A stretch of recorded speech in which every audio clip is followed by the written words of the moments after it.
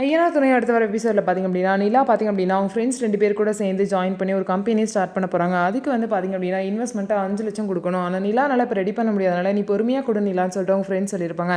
அப்போ ஃபங்க்ஷனில் வந்து நடந்துட்டு இருக்கும்போது பார்த்திங்க அப்படின்னா நிலாவை பார்த்து அந்த பார்ட்னர் 3 பேரில் ஒருத்தவங்களோட ஹஸ்பண்ட் வந்து நிலாவை பார்த்து என்ன சொல்லுவாங்க அப்படின்னா, என்னதான் வந்து இப்போதைக்கு 2 பேர் தான் பார்ட்னர் மாதிரி இல்லை, நிலா இன்னும் இன்வெஸ்ட்மெண்ட் பண்ணல அப்படின்னு சொல்லிட்டு காமெடியாக பேசுகிறேன் அப்படின்னு சொல்லிடுவார். அதுக்கப்புறம் நிலா வந்து இதை கேட்டு ரொம்பவே அழுது சோழனை ஹக் பண்ணிட்டு அழுவாங்க.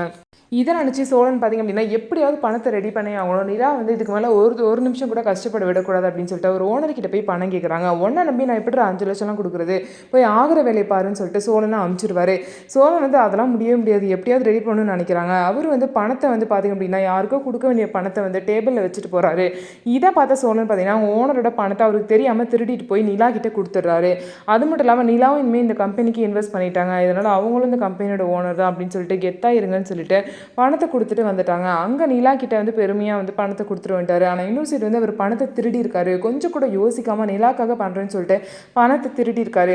வீட்டுக்கு எல்லாம் போனதுக்கப்புறம் சேரன் கிட்ட நிலா அந்த விஷயத்த சொல்லி ரொம்பவே பெருமைப்படுறாங்க.